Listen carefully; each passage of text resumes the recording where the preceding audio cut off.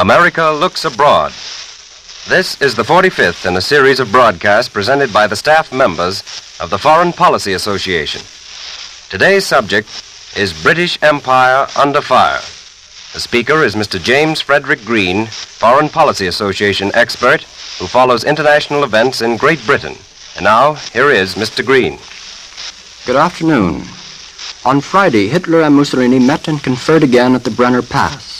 They had only one subject to discuss: how to defeat the British Empire. So far, Germany has failed to win a quick victory by air attack or invasion. "Keep your shirts on," Hitler said 4 weeks ago. "I am coming." The British kept their shirts on, but they are still waiting for Herr Hitler. At the moment, it looks as though Germany and Italy were planning to shift their attack from the English Channel to the Mediterranean, which is better suited to a winter campaign. If the Axis powers cannot carry out their invasion of Britain, the next best plan would be to capture either Gibraltar or Suez, or both. By gaining control of the Mediterranean, the Axis powers could end Britain's blockade of Europe. They could win over some of the countries that are still sitting on the fence, like Spain, Egypt, and Turkey, and they could cut one of Britain's lifelines to the Iraq oil fields, India, and Orient. From the Axis point of view, such a shift to the Mediterranean would bring German airplanes against British bases, and perhaps German troops and supplies into North Africa. From the British point of view, such a campaign would not be a total liability. The British might be able to send even more warships into the Mediterranean to harass and destroy the Axis lines of communication and to weaken and discourage Italy even further. Whatever the theater of war, Great Britain's home front remains a vital factor. Every American reporter and broadcaster in London pays tribute to British morale. There seems to be no indication that the British will not continue to fight at home and abroad. The cabinet shuffle in Britain last week suggests also no let-up in that country's war effort. Mr. Neville Chamberlain resigned for genuine reasons of health, but his resignation was welcome to a considerable portion of the public who felt uneasy because the symbol of appeasement still remained in the inner war cabinet. Another member of the Chamberlain regime, Sir Thomas Inskip, now Lord Caldecott, was kicked upstairs from the Dominion's office to a purely non-political post, Lord Chief Justice. The other changes in Mr. Churchill's shuffle were really of less importance than our newspaper headlines made out. The War Cabinet was enlarged from 5 to 8. Since Neville Chamberlain was constantly criticized because his War Cabinet of 9 members was too large, especially in comparison to Lloyd George's 4 or 5-member cabinet in the World War, this increase is hard to understand.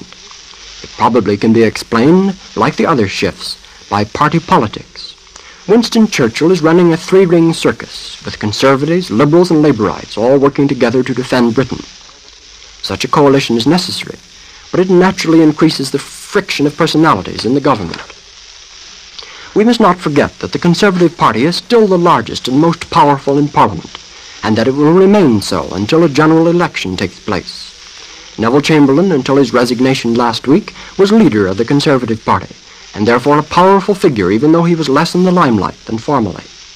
One of his closest associates, Sir Kingsley Wood, Chancellor of the Exchequer, was brought into the War Cabinet last week, and another, Lord Halifax, remains there as Foreign Secretary.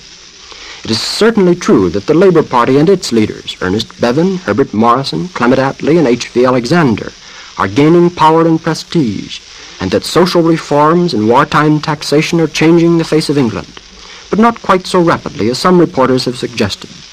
The Conservative Party, which has held power since 1922, with the exception of 2 brief intervals, is still strong and is still giving way very slowly. The latest shuffle doesn't alter the balance of power in the cabinet, but it partly meets the public's demand for change, though much dissatisfaction remains.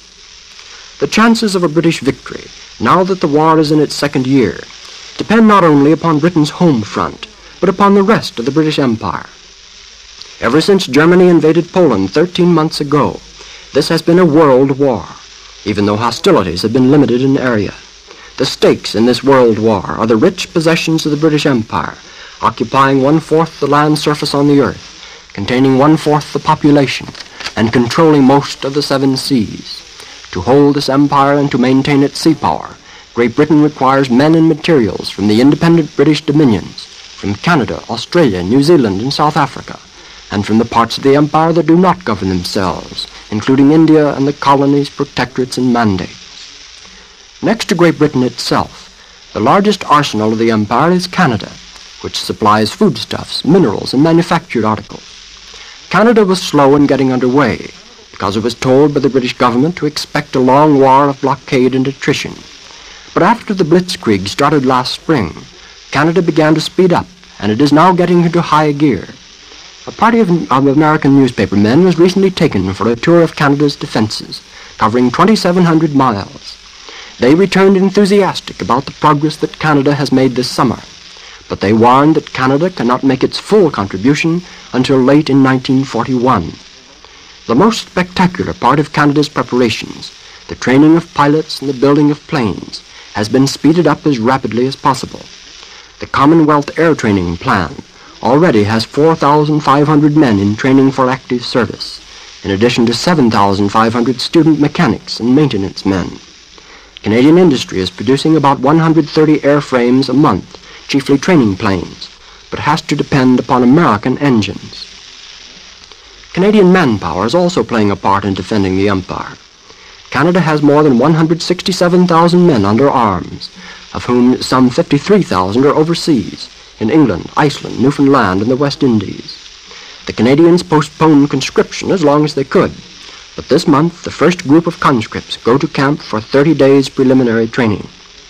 Canada is also using 6 of the 50 destroyers which we traded to Britain, and it is cooperating with us through the Joint Defense Board, which was set up last August, in working out a North American defense system. The 2 British dominions in the southwestern Pacific, Australia and New Zealand, are likewise speeding up their preparations both to help Britain and to defend themselves. Their hopes for a long war of blockade that would not require expeditionary forces have been shattered, and the 2 dominions now have many thousands of men stationed in Egypt and the Near East. Australia alone has 184,000 men under arms. Both Australia and New Zealand are training thousands of pilots and mechanics and are sending them as rapidly as possible to England. In this conflict, unlike the World War, Australia is manufacturing all its own light arms and ammunition and is turning out training planes at the rate of 3 a day. During the first year of war, there has been relatively little political change in either Australia or New Zealand. Australia had a general election last month, which did not greatly alter the division of power. As no one party has a majority in the Australian Parliament, the government is composed of representatives of the 2 largest parties, the United Australia and the Country Party, with the Labour Party in the opposition. The Prime Minister, Mr. Robert Menzies, hopes to persuade the Labour opposition to join his cabinet in order to form a really national government. The situation in the Union of South Africa is much more obscure than in the other dominions. A large part of the white population are Boers, descendants of the Dutch settlers who quarreled and fought with the English all through the 19th century. South Africa was seriously divided when war broke out last year. The cabinet split in 2, and the Prime Minister, General Hertzog, who favored neutrality, was forced to resign. He was replaced by General Smuts, who favored declaring war on Germany. The vote in Parliament was only 80 to 67, and that division of votes has not changed substantially in the past year. There are indications, however, that enthusiasm in the Union for war has grown in the past few months, when hostilities shifted to Africa. The Union of South Africa has moved troops northward into Kenya and Tanganyika in order to defend the British Empire from Italy. Economic and military mobilization has been stepped up since the defeat of France and the entrance of Italy into the war. One of the weak spots of the British Empire is India, where the demand of the Indian Nationalist Congress for independence overshadows everything else. The Congress Party demands immediate and complete independence for India and the right of a constituent assembly to draft India's constitution. The British government, through the Viceroy, Lord Linlithgow, has refused to discuss these topics during the war, but has agreed to work out dominion status for India after the war. The Viceroy has invited representatives of different groups in India to join his executive council, but the Congress Party, the largest single group, has refused so far to accept. Mahatma Gandhi, the great Congress leader, has tried to find some compromise in line with his ethical principles. Gandhi has refused to stab Britain in the back, as he says, or to embarrass or injure the British in any way. He has called off his original plan for a civil disobedience campaign against the Indian government. Gandhi refuses, nevertheless, to give any active support to the British war effort or to renounce his demand for Indian independence. The situation has become much more difficult in the past year or two because the Muslim League, headed by Ali Jinnah and representing part of the Muslim population, is fighting with the Congress Party, which is largely Hindu, and seeking to increase the League's political power.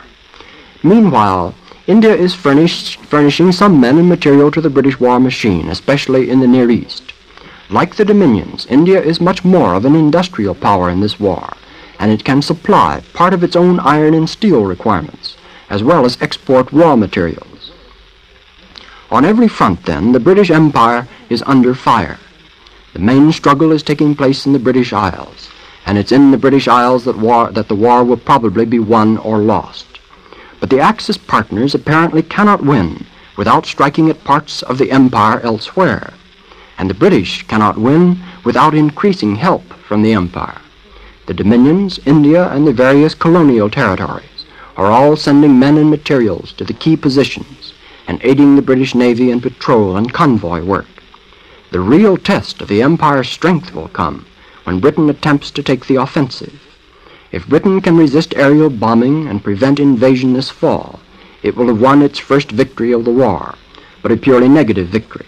It will then have to undertake to win the second and more positive victory of gaining back territory and of taking the offensive against Germany. Such a campaign would require far greater contributions of men and machines than any of the Dominions are sending now or even planning to send. If Britain should be defeated in the immediate future, the largest empire in the history of the world would become the spoils of war, plus the empires of France, Belgium, the Netherlands, and possibly Portugal, all of which depend on British sea power. Germany, Italy, and Japan would be ready to fill the vacuum left by these empires. They are now proclaiming that they have a new order ready for Europe and Asia. And we in the United States are taking out a little fire insurance for ourselves by rushing our defense preparations, leasing naval bases in British possessions in the Western Hemisphere, and collaborating with Canada and Latin America for defense. We should not assume, however, that our troubles are over just because Britain holds out against invasion this autumn, or because the war becomes a long stalemate or ends in the defeat of the Axis. The Pax Britannica, the British peace under which the world lived from 1815 to 1914, and to some extent even down until 1939, cannot be restored in its old form. Whatever the immediate outcome of the struggle, Great Britain will be seriously weakened and impoverished, and even less able than after the World War to re-establish peace and to promote economic recovery. Whatever happens to the British Empire, but especially if it should be defeated, the problems confronting the world in general, and the United States in particular, will be infinitely greater than those which confronted us at the end of the World War 22 years ago. Ladies and gentlemen, Mr. James Frederick Green, Research Associate of the Foreign Policy Association, was today's speaker in the American Looks Abroad series. Mr. Green spoke today on the subject of Britain, the British Empire, under fire. If you would like a free copy of the talk, address your request to the Foreign Policy Association at 22 East 38th Street, New York, or in care of the station to which you're listening. The Foreign Policy Association is a nonpartisan organization open to all who are interested in American foreign policy. It offers accurate information on current world happenings. In the world of today, foreign affairs are your affairs. And now, beginning next Sunday, this program will be presented at 2:30 Eastern Standard Time. That's 2:30 Eastern Standard Time over most of these stations.